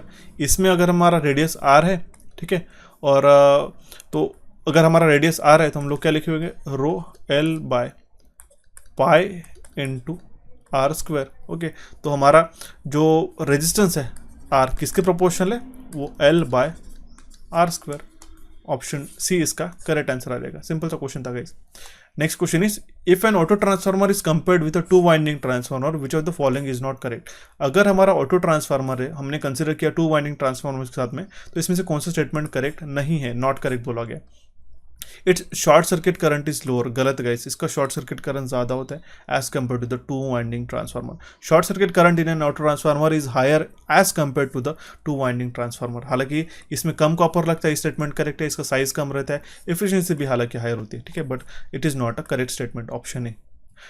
Next question is, choose the correct statement on a secondary winding of a current transformer in a substation CT, जिसको हम लोग करंट ट्रांसफार्मर कहते हैं, उसके सेकेंडरी वाइंडिंग को हम लोग कभी भी ओपन सर्किट नहीं करते। इट शुड, यहाँ पे हमें करेक्ट स्टेटमेंट पूछा गया, तो हमारा करेक्ट आंसर आ जाएगा option D, the secondary should always be short circuited. Plus हमारा ऑप्शन सी भी करेक्ट रहेगा, जो थिकनेस रहता है हमारे सेकेंडरी वाइंडिंग का वो स्मॉल रहता है as compare to that of a primary guys, ठीक है, ध्यान में रखिएगा।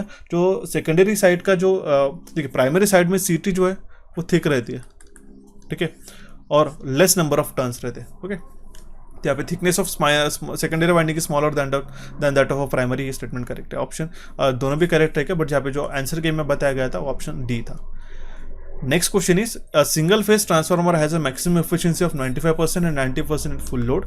Efficiency at a no load and full load are what, ठीक है, फुल लोड पे सिंगल फेज के मैक्सिमम एफिशिएंसी 95% है, उसके 90% फुल लोड के, उसकी एफिशिएंसी नो लोड पे और फुल लोड पे कितनी होगी, ऐसा हमें क्वेश्चन में पूछा गया गाइस, ठीक है। एफिशिएंसी बताई गई अच्छी तरीके से देखिएगा, 95%, लोड कितना है हमारे पास में, एक्स परसेंटेज कितना है 90%। ओके, तो हमारे जो हमारा जो फॉर्मूला रहता है वो क्या रहता है, PI will be equals to x square P C U full load, okay, P C U full load, okay. X मतलब परसेंटेज है उसका पर्टिकुलरली, और copper losses at full load. तो जो हमारा मैक्सिमम एफिशिएंसी रहता है, जो तो कोर लॉस और कॉपर लॉस जो है इक्वल हो जाते हैं, वो आपको चीज़ कंडीशन पता ही होगी।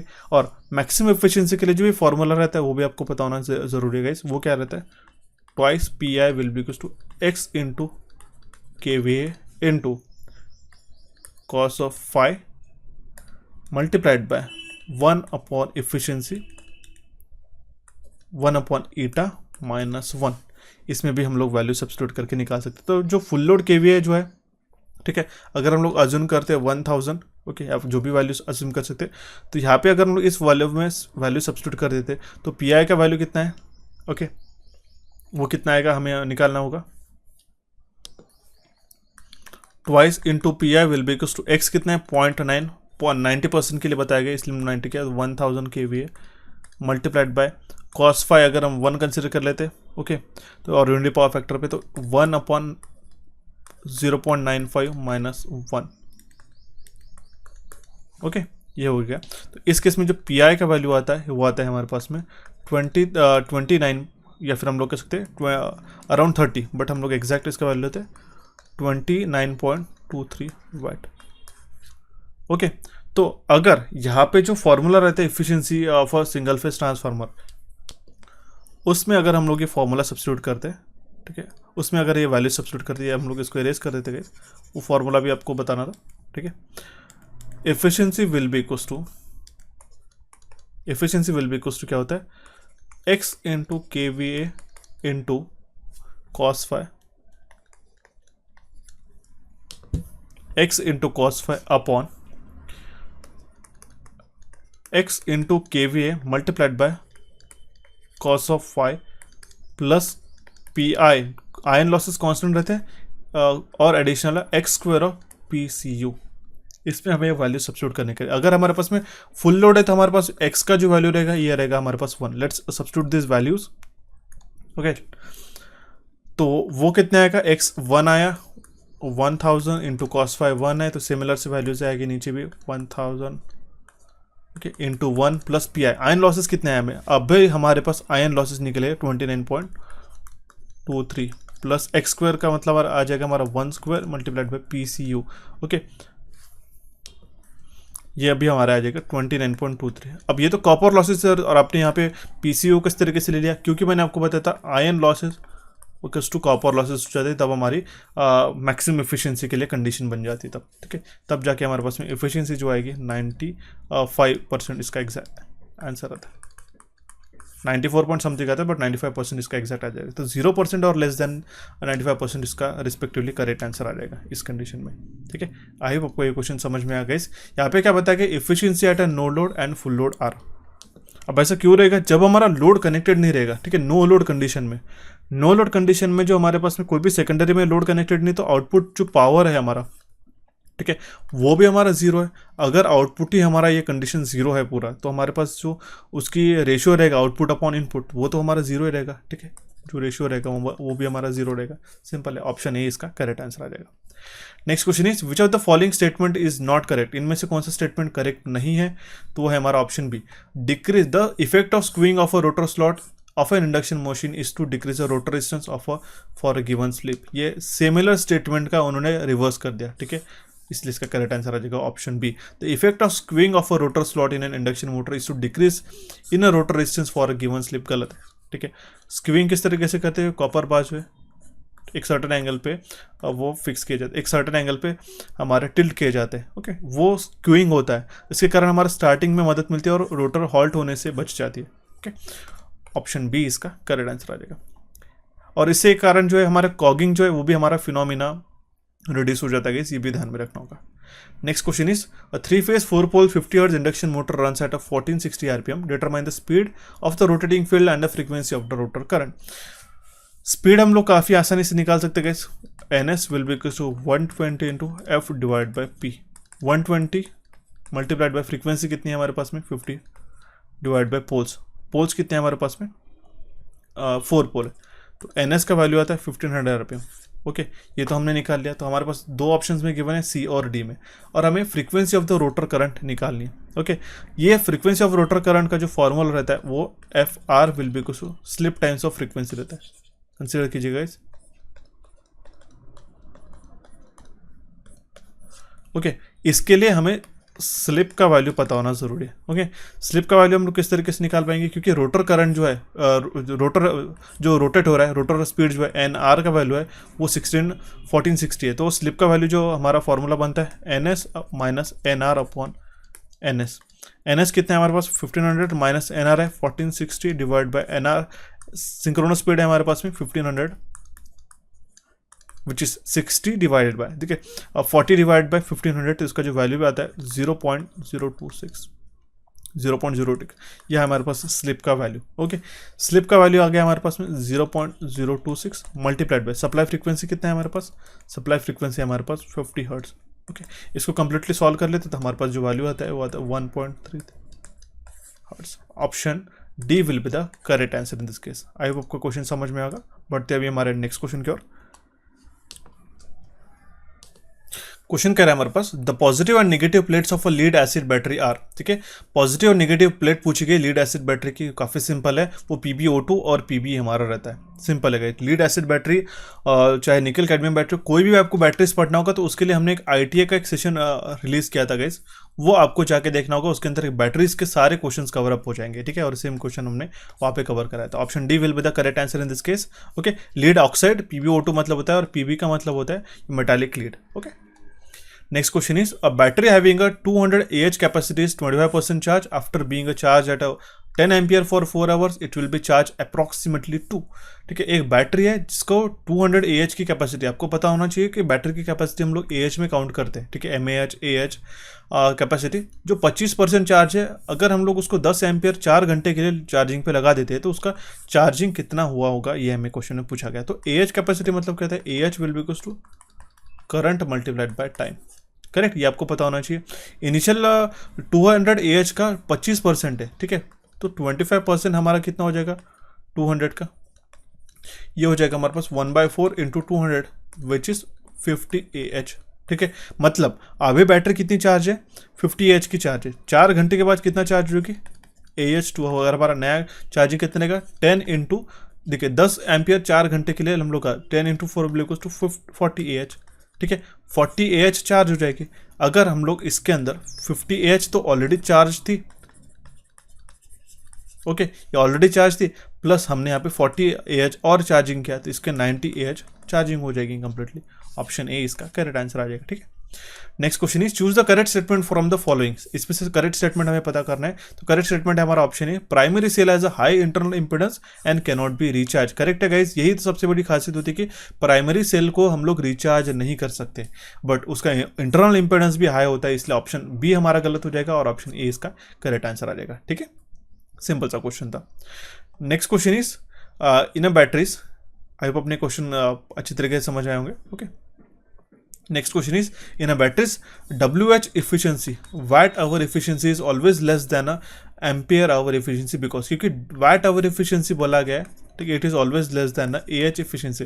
ऐसा इसका कारण क्या है हमें बताया गया है, तो उसका कारण है कि जो डिस्चार्ज वोल्टेज है वो कम रहता है as compare to the charging voltage. जब भी हम लोग चार्जिंग लगाते हैं तो जो अगर हमारे 12 वोल्ट की चार्जिंग लगानी तो हम लोग उसको अप्रॉक्सीमेटली 13 से लेके 14 या फिर 15 वोल्ट तक का सप्लाई देते हैं चार्जिंग करने के लिए, लेकिन जो डिस्चार्ज वोल्टेज है वो 11.9 वगैरह रहता है, यही हमारा सबसे बड़ा इसका कारण रहता है। ऑप्शन बी इसका करेक्ट आंसर आ जाएगा, ठीक है, सिंपल सा क्वेश्चन था गाइस। बढ़ते हुए हमारे पास नेक्स्ट क्वेश्चन की ओर। Calculate the safe and suitable inverter rating for a domestic load of a 5 tubelights of a 20 watt each. 5 हमारे पास ट्यूबलाइट है, कितने वाट के 20 वाट के, ओके 6 फैन है कितने वाट के, हर एक वाट है 60 वाट का, एक टीवी है, ठीक है, वो है हमारे पास 100 वाट का, किचन अप्लायंसेस है, ठीक है 500 वाट के, ओके तो उस केस में हमारे पास में पावर फैक्टर अज्यूम किया गया है 0.8 cos 5 will be equals to 0.8। Okay तो तीनों के अगर हम लोग पावर एडिशन कर लेते तो तीनों के मतलब कितना जाएगा 2 इंटू देखिए 5 इंटू 20 6 इंटू 60 1 इंटू 100, ठीक है, तो 5 into 20 will be equals to 100 watt plus 6 into 600 360, ठीक है, और यहाँ पे 100 वाट प्लस हमारा 500 वाट, ये टोटल लोड हो गया गाइस। टोटल लोड आ गया हमारे पास में 1060 वाट। करेक्ट।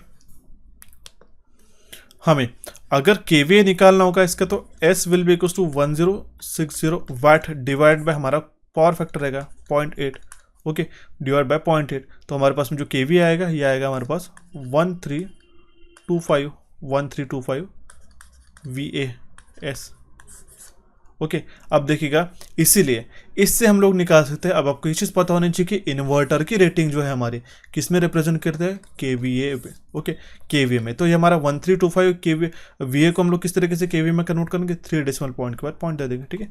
ऑप्शन सी इसका करेक्ट आंसर रहेगा। अब देखिए 1.325 वीए का तो हमें इन्वर्टर मिलने से रहा, क्योंकि हमारे पास स्टैंडर्ड रेटिंग रहता है 1 हो गया, 2 1.5 केवीए का, 2 केवीए का, ऐसे बढ़ते जाते हैं, ठीक है। ऐसा पर्टिकुलर इसके नहीं, तो हम लोग इसका हायर वाला कौन सा सिलेक्ट करेंगे, 1.5 वाला। ऑप्शन सी इसका करेक्ट आंसर आ जाएगा, ठीक है। So the next question is, in a single phase AC circuit the supply voltage and current are given. हमारे पास सप्लाई वोल्टेज का वैल्यू बताया गया है और करंट का वैल्यू बताया गया है। तो हमें इनपुट पावर फैक्टर और इनपुट पावर हमें पता करना है। ये जो हम लोग स्टैंडर्ड इक्वेशन के साथ कंपेयर करते गए, तो हमारा ये होता है हमारा वीएम का वैल्यू और यह आता है हमारे पास में आई का वैल्यू, करेक्ट। फेज डिफरेंस की अगर हम लोग बात करते हैं तो -π/6 मतलब कितना हो जाएगा, -180 divide by 6 which is equal to 30 degree minus, और यहाँ पे +30 डिग्री आ जाएगा, ठीक है। तो फाई का जो टोटल डिफरेंस कितना है, -30 से लेके 30 तक, यह आएगा हमारे पास 60 डिग्री, ठीक है। cos phi will be equal to, ये कितना आ जाएगा 0.5, सिंपल है। तो हमारे पास 0.5 लीडिंग तो आ जाएगा, ठीक है। ऑप्शन सी और ऑप्शन डी में हमारे पास बताएगा, लेकिन पावर हमें निकालना होगा। तो पावर कितना हो जाएगा, VM into IM into cos of phi divide by 2। VM का वैल्यू है 200, IM का वैल्यू है हमारे पास में 10 मल्टीप्लाइड बाय 0.5 डिवाइडेड बाय 2। इसका जो वैल्यू आएगा ये आएगा 0.5 किलोवाट। सिंपल सा क्वेश्चन था। Option C will be the correct answer in this case, ठीक है। बढ़ते अभी हमारे पास नेक्स्ट क्वेश्चन की ओर गाइस। क्वेश्चन है हमारे पास में, single phase AC circuit has a connected impedance of 20 - j20 pi ohms. Find the value of inductance to be connected in a series so that input current should be in phase with the input voltage, assuming the supply frequency is 50 Hz. Okay, impedance हमारे पास बताया गया 20 - j20 pi ohms का, okay. तो ये हो गया हमारे पास resistance जो हमारे पास 20। JXC का हमारे पास वैल्यू कितना है, वो आएगा हमारे पास में j20 pi, जो हमारे पास में कैपेसिटिव रिएक्टेंस लगेगा, ओके। तो रेजोनेंस कंडीशन में JXL, ठीक है, हमारे पास में क्या होता है, XL is equal to XC condition होती है। क्योंकि हमारे पास में इनफेज लाना है, तो इनफेज में कब होता है, ये रेजोनेंस कंडीशन में ही होता है, करेक्ट। ये रेजोनेंस कंडीशन में होता है, राइट गाइस। मतलब क्या, जो इनपुट फेज वोल्टेज और इनपुट फेज करंट इनफेज होते हैं, ठीक है। इनपुट फेज वोल्टेज और फेज करंट इनफेज होते हैं। तो इस केस में के लिए हमारे पास जो कंडीशन बनेगी, JXC will be equal to JXL, okay. तो या फिर हम लोग लिख सकते हैं JXL will be equal to JXC, one and the same thing है, ओके। तो यहाँ पे अगर हम लोग वैल्यू सब्स्टिट्यूट करते हैं, JXL will be equal to JXC का कितना है, j20 pi, right. XL will be equal to 20 pi, right. तो 2 pi, XL का फॉर्मूला क्या होता है, XL equal to 2 pi FL, XL equal to 2 pi into F into not a L, ठीक है, ये FL which is equal to 20 into pi, okay. L का जो वैल्यू आएगा, यहाँ पे पाई से पाई कैंसिल आउट हो जाती है, आ जाएगा हमारे पास में 10, करेक्ट। L का वैल्यू आता है हमारे पास में 10 डिवाइड बाय FL का वैल्यू कितना है हमारे पास में, फ्रीक्वेंसी कितना है गाइस हमारे पास, वो है हमारे पास 50 hertz, okay, divide by 50। L का वैल्यू आएगा 200 मिली हेनरी। ऑप्शन ए इसका करेक्ट आंसर हो जाएगा। इस तरीके से आपको क्वेश्चन आंसर को मार्कअप करना होगा। Next question is, in a single phase AC circuit supply voltage and supply current are given by. तो हमें इसका सप्लाई फ्रीक्वेंसी और उसका इम्पिडेंस कैलकुलेट करना होगा, सप्लाई फ्रीक्वेंसी और इम्पिडेंस कैलकुलेट करना होगा, okay. Omega is equal to क्या होता है, 2 pi f, okay, 2 into pi into frequency. अब देखिए अभी हमारे पास में f का वैल्यू हमारे पास इंटू f, लेकिन यहाँ पे ओमेगा का वैल्यू कितना है, ओमेगा टी हम लोग यहाँ पे स्टैंडर्ड इक्वेशंस के साथ कंपेयर करते थे, ये हमारे पास में 90, ठीक है। Omega T will be equal to 90 pi है, करेक्ट, 90 पाई। अब देखिए इस कंडीशन में फेज डिफरेंस जो है हमारा -π/6 और -π/6 का वो हमारा 0 है, ओके तो ये सिर्फ रजिस्टिव पार्ट में हुए, तो इस केस में पाई से पाई कैंसिल आउट हो जाएगा, 2 यहाँ पे 45 आ जाएगा, तो एफ का जो वैल्यू आता है वो 45 हर्ट्ज आएगा इस केस में रजिस्टिव सर्किट में। Option A will be the correct answer in this case. यहाँ पे इंडक्टिव भी बताया, कैपेसिटिव भी बताया।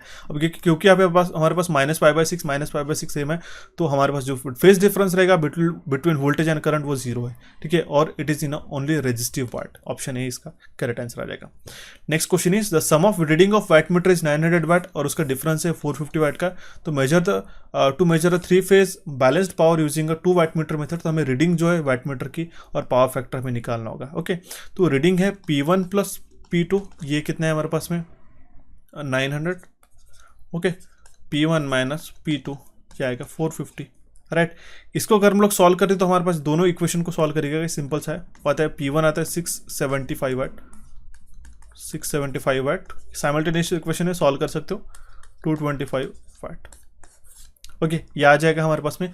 इस केस में जो हमारे पास tan फाई का वैल्यू हमें निकालना रहता है, क्योंकि हमें फाई का वैल्यू हमें इस केस में निकालना होगा। ओके कॉस फाई निकालने के लिए हमें फाई का वैल्यू निकालना होगा।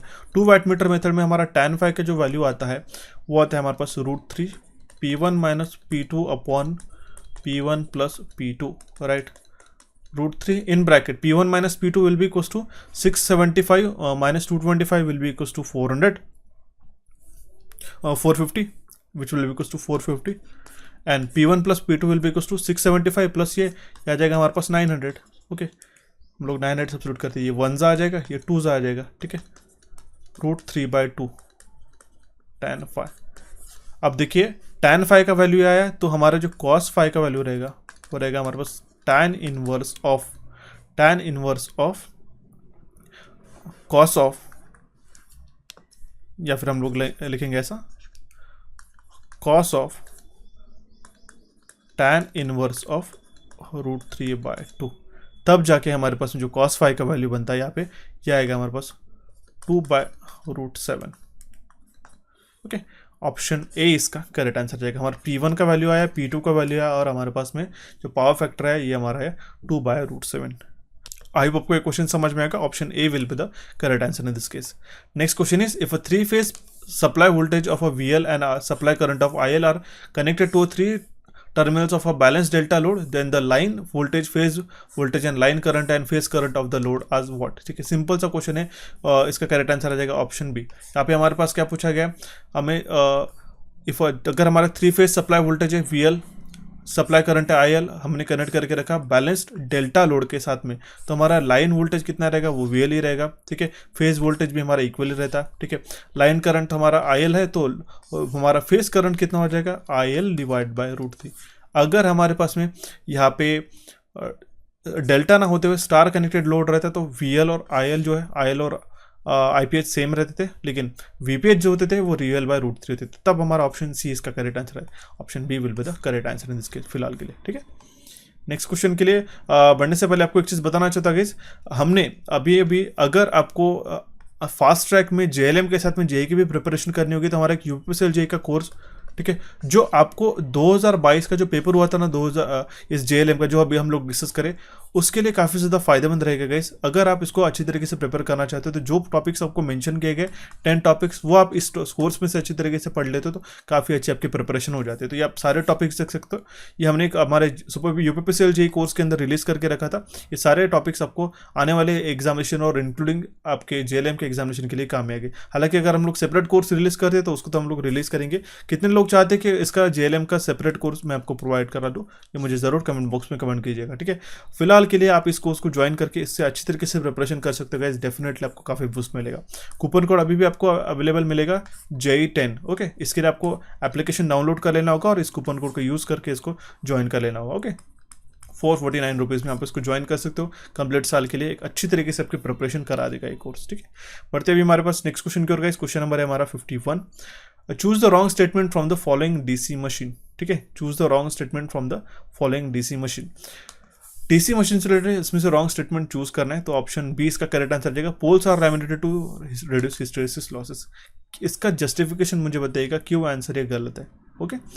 Poles are laminated to reduce hysteresis loss, यही पे हमारा आंसर छुपा हुआ है, जरूर मुझे कमेंट बॉक्स में कमेंट करके बताइएगा।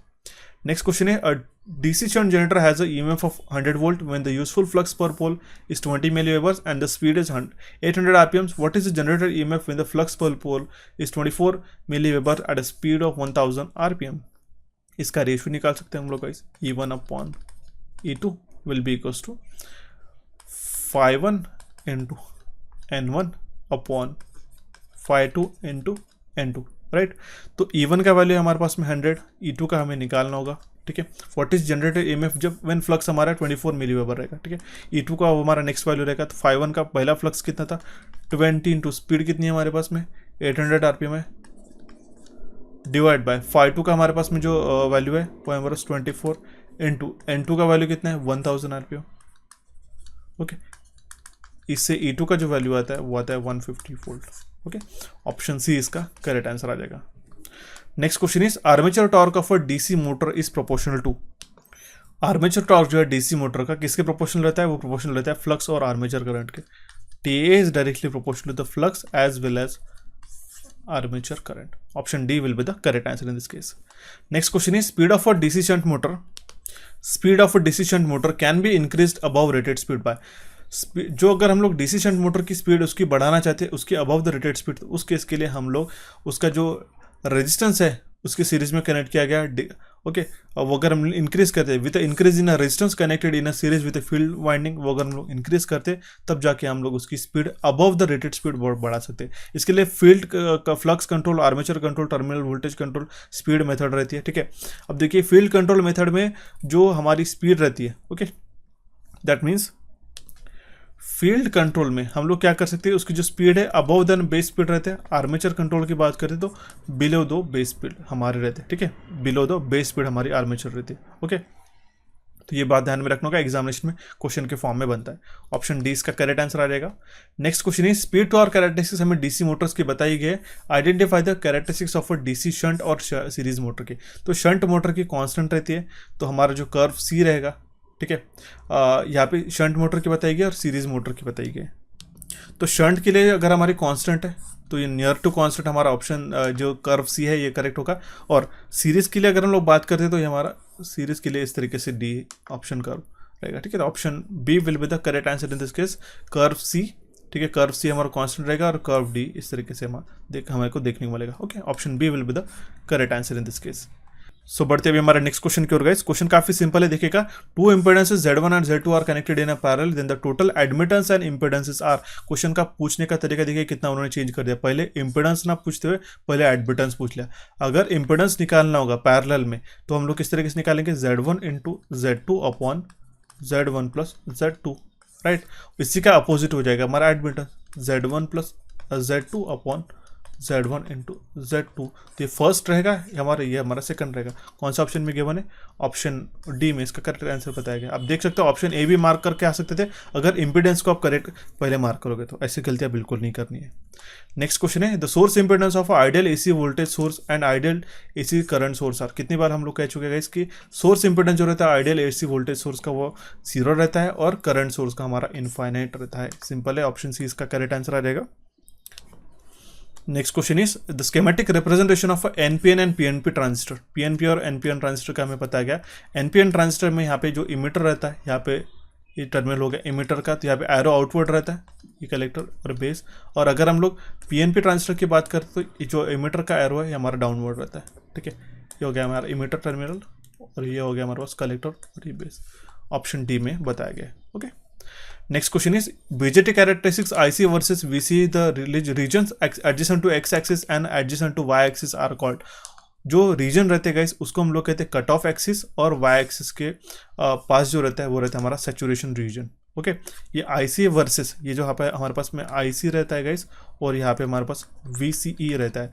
तो जो आपको उसकी कैरेक्टरिस्टिक्स दिखाई देती है, ठीक है, ये थे हमारे पास में लोड लाइन हमें क्या बता देगा, region adjacent to x axis. ये एक्स एक्सिस के एडजेसेंट जो रहता है ये हमारा पास ये रहता है हमारा कट ऑफ रीजन, और सैचुरेशन रीजन रहता है यहाँ पे वाई एक्सिस के बारे में। देखिए कितना इंटरेस्टिंगली ये क्वेश्चन आपके लिए डिजाइन किया गया है, ओके। इस तरीके से क्वेश्चन को आपको डेफिनेटली मार्क करते आना चाहिए गाइस। नेक्स्ट क्वेश्चन है, अगर हमारा इनपुट वोल्टेज इनपुट है of half wave rectifier is V1 is to 314 sine pi t, then the nearest value of average output voltage and output frequencies are what, हमें पूछा गया। तो VDC will be equals to VM by pi. एक ही concept के ऊपर 2 question पूछ लिए गए। हमारे पास में मैक्सिमम वोल्टेज बताया गया, ये हमारे पास 314 है। अगर हम लोग इसको कंपेयर करेंगे VM sine of omega t इस इक्वेशन के साथ में, तो ये आ जाएगा हमारे पास 314 divide by pi which is 100 volt. VDC का वैल्यू आ गया। Okay, omega will be equals to कितना है हमारे पास में 50 पाई। ओमेगा मतलब क्या होता है 2 pi f will be equals to 50 pi. Pi से पाई कैंसिल हो जाएगा, ठीक है, ये आ जाएगा हमारे पास 25। f will be equals to 25। Option D इसका करेक्ट आंसर आ जाएगा। Next question is identify the correct decreasing sequence of slip values at the following condition. सबसे मैक्सिमम स्लिप रहती है हमारे पास में स्टार्टिंग में, सबसे उसके बाद में आता है मैक्सिमम टॉर्क कंडीशन में, फुल लोड टॉर्क में and no load, and then synchronous speed पे। ये होते हैं हमारे स्लिप पे। अब देखिए सिंक्रोनस स्पीड पे जो स्लिप का वैल्यू रहता है कितना रहता है 0 रहता है। स्टार्टिंग में कितना रहता है S इज इक्वल टू 1। इस तरीके से सीक्वेंस पूछा गया। वेरी वेरी इंपॉर्टेंट क्वेश्चन और काफ़ी नए प्रकार का हमें ये क्वेश्चन अभी तक देखने मिला। I totally appreciate this sort of a question creation, ठीक है, काफ़ी इसमें हेल्दी कॉम्पिटिशन बनाई रही थी। ऑप्शन ए इसका करेक्ट आंसर आ जाएगा। लेकिन जो लेवल के क्वेश्चन पूछा गया आप उसका जरूर ध्यान में दीजिएगा गाइस। नेक्स्ट क्वेश्चन है the slip of a single phase induction motor is 0.06, slip due to backward rotating field कितना आता है 2 S 2 0.06। ओके, ये कितना आता है 1.94। काफ़ी कबार हम लोग देख चुके हैं सेम क्वेश्चन। ऑप्शन बी इसका करेक्ट आंसर आ जाएगा। Next question is find the wrong statement for the following DC series motor when AC supply is fed to the DC series motor. अगर हम लोग AC सप्लाई भी DC series motor को देते हैं तो भी वो मोटर स्टार्ट होगी, बट क्या ऑप्शन में बताया गया मोटर विल नॉट स्टार्ट, तो ये हमारा रॉन्ग स्टेटमेंट हो जाएगा option A. Next question is the pitch factor of alternator is defined as. Simple है, पिच फैक्टर किस तरीके से डिफाइन करते हैं phasor sum of EMF induced in that coil to the arithmetic sum of induced EMF in the coil. Option B will be the correct answer in this case. Next and the last question of our session is when excitation of 3-फेज synchronous motor is increase. जब भी हम लोग 3-फेज synchronous motor का excitation बढ़ाते हैं तो उस केस में क्या क्या होता है, उस केस में जो आर्मेचर करंट डिक्रीज हो जाता है, देन इंक्रीज होता है, और पावर फैक्टर इंक्रीज होता है, और देन वो डिक्रीज होता है। तो option C and D are the true statements among the following. काफ़ी इंपॉर्टेंट क्वेश्चन थे आपके JEE लेवल और AE लेवल के लिए भी काम में आ सकते हैं। इसका फ्रेमिंग ध्यान में रखिएगा। आई होप आपको ये 65 क्वेश्चन कंप्लीटली समझ में आओगे। हमारे चैनल इलेक्ट्रिकल इंजीनियरिंग MCQs और कोचिफाई को यहाँ पे आप क्लिक करके सब्सक्राइब कर सकते हो। प्रीवियस सेशन को देखने के लिए यहाँ पे आप क्लिक करके देखिएगा, एप्लीकेशन को डाउनलोड कीजिएगा, साथ साथ टेलीग्राम चैनल से कनेक्टेड रहेगा, सो दैट हम लोग इंटरैक्टिव डिस्कशन आपके साथ करते रहे। अगर आपको कोर्स चाहिए होगा तो ज़रूर मुझे कमेंट बॉक्स में कमेंट कर दीजिएगा कि हमें शॉर्ट और नोटिस पीरियड पे क्रैश कोर्स जरूर चाहिए करके। So thank you for watching this session guys, have a nice day. मिलते हैं अभी हमारे नेक्स्ट सेशन में।